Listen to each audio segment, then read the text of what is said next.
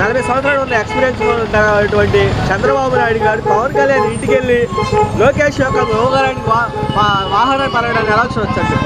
ఒకటండి, చంద్రబాబు నాయుడు గారు ఏంటంటే ఆయన ఒక అవకాశవాద రాజకీయాలకి మారు పేరు చంద్రబాబు నాయుడు గారు. అందువల్ల ఏంటంటే అవతల మనిషి ఎంత చిన్నవాడైనా ఎంత పెద్దవాడైనా ఆయనకు అవసరం అన్నప్పుడు ఖచ్చితంగా ఆయన ఇంటికి వెళ్ళి మరి అవసరమైతే కాలు పట్టుకుని మరి బతిలాడు పట్టుకొస్తాడు. ఎందుకని ఆయన రాజకీయ చాణక్యుడు. చెప్పే కదా, పైగా అవకాశవాద రాజకీయాలకి పరాకాష్ట, అవకాశవాద రాజకీయాలకి పెట్టింది పేరు చంద్రబాబు నాయుడు గారు. కాబట్టి ఆయన అట్లా చేయడంలో పెద్ద తప్పేమి కాదు. ప్రజలు కూడా ఏం ఆశ్చర్యపడరు.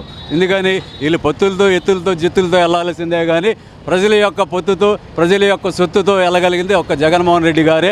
ప్రజా నిర్ణయం మాత్రం రేపు 2024లో చూస్తారు. ఏంటంటే 2024 ఎలక్షన్ రిజల్ట్స్ తర్వాత ఈ తెలుగుదేశం పార్టీ కానీ జనసేన పార్టీ కానీ ఇవి కూడా ఆంధ్రప్రదేశ్లో కనపడవు.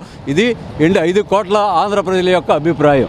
అంటే ప్రజల్లో చాలా వరకు ఈ యొక్క అభిప్రాయాలు ఎలా ఉందంటే, అంటే జనాలు సీట్లు మార్చడం వల్ల దానివల్ల పార్టీ డ్యామేజ్ అవుతుందని చెప్పి కొంతమంది కూడా అంటున్నారు. అంటారండి, కరెక్టే, కాదంటలేదు.